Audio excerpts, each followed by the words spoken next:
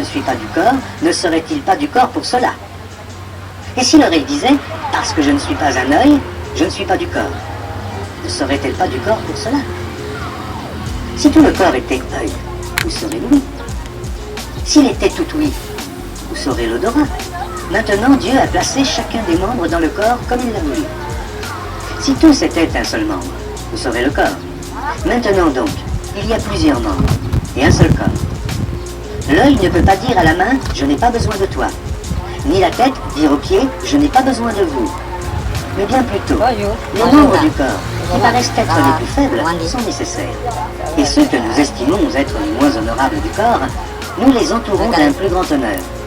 Ainsi, nos membres les moins honnêtes reçoivent le plus d'honneur, tandis que ceux qui sont honnêtes n'en ont pas besoin.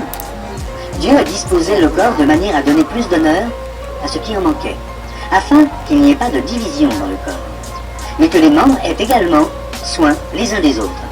Et si un membre souffre, tous les membres souffrent avec lui. Si un membre est honoré, tous les membres se réjouissent avec lui.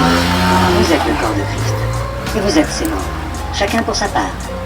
Et Dieu a établi dans l'Église, premièrement des apôtres, secondement des prophètes, troisièmement des docteurs, ensuite ceux qui ont le don des miracles, puis ceux qui ont le don de guérir, de secourir, de gouverner, de parler diverses langues. Tous sont-ils apôtres? Tous sont-ils prophètes? Tous sont-ils docteurs? Tous ont-ils le don des miracles? Tous ont-ils le don des guérisons? Tous parlent-ils en langue?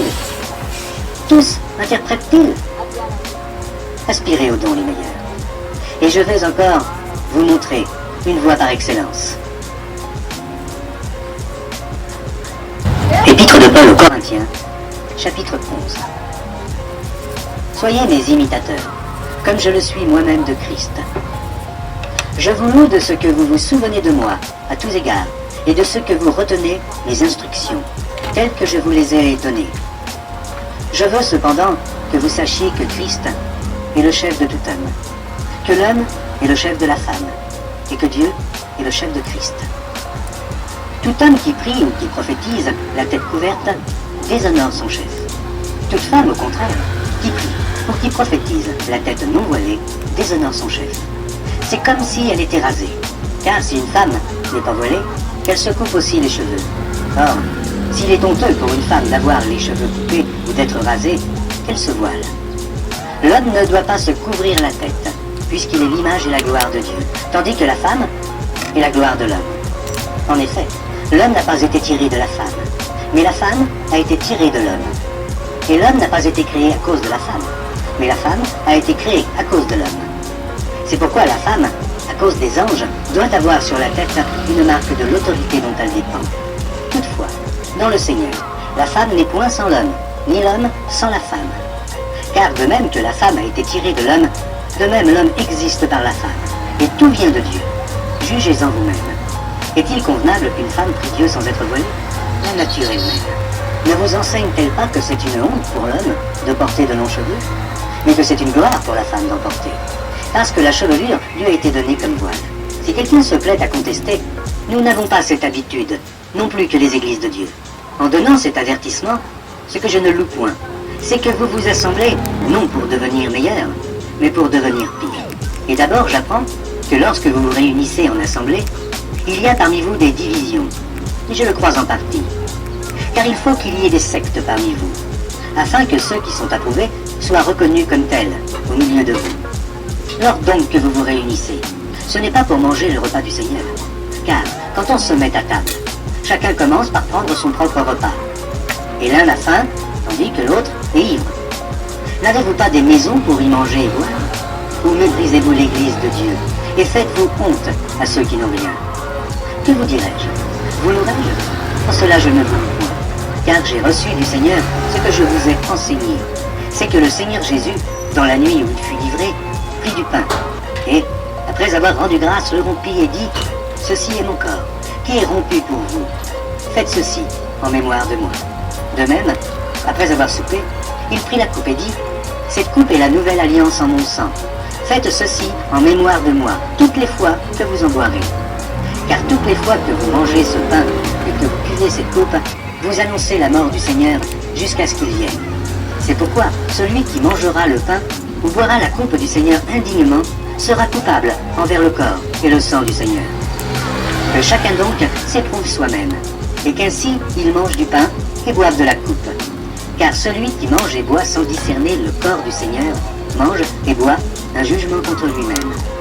C'est pour cela qu'il y a parmi vous beaucoup d'infirmes et de malades, et qu'un grand nombre sont morts. Si nous nous jugions nous-mêmes, nous ne serions pas jugés. Mais quand nous sommes jugés, nous sommes châtiés par le Seigneur, afin que nous ne soyons pas condamnés avec le monde. Ainsi, mes frères, lorsque vous vous réunissez pour le repas, attendez-vous les uns les autres. Si quelqu'un a faim, qu'il mange chez lui, afin que vous ne vous réunissiez pas pour attirer un jugement sur vous. Je réglerai les autres choses quand je serai arrivé. Première épître de Paul aux Corinthiens, chapitre 12. Pour ce qui concerne les dons spirituels, je ne veux pas, frères, que vous soyez dans l'ignorance. Vous savez que lorsque vous étiez païens, vous vous laissiez entraîner vers les idoles muettes, selon que vous étiez conduits. C'est pourquoi je vous déclare que nul, s'il parle par l'Esprit de Dieu, ne dit « Jésus est anathème ». Et que nul ne peut dire « Jésus est le Seigneur » si ce n'est par le Saint-Esprit. Il y a diversité de dons, mais le même Esprit. Diversité de ministères, mais le même Seigneur. Diversité d'opérations, mais le même Dieu qui opère tout en tous. Or, à chacun la manifestation de l'Esprit est donnée pour l'utilité commune. En effet, à l'un est donné par l'Esprit une parole de sagesse, à un autre une parole de connaissance, selon le même Esprit, à un autre la foi, par le même Esprit, à un autre le don des guérisons, par le même Esprit, à un autre le don d'opérer des miracles, à un autre la prophétie, à un autre le discernement des esprits, à un autre la diversité des langues, à un autre l'interprétation des langues. Un seul et même Esprit opère toutes ces choses, les distribuant à chacun en particulier, comme il veut. Car, comme le corps est un et a plusieurs membres, et comme tous les membres du corps, malgré leur nombre, ne forment qu'un seul corps, ainsi en est-il de Christ.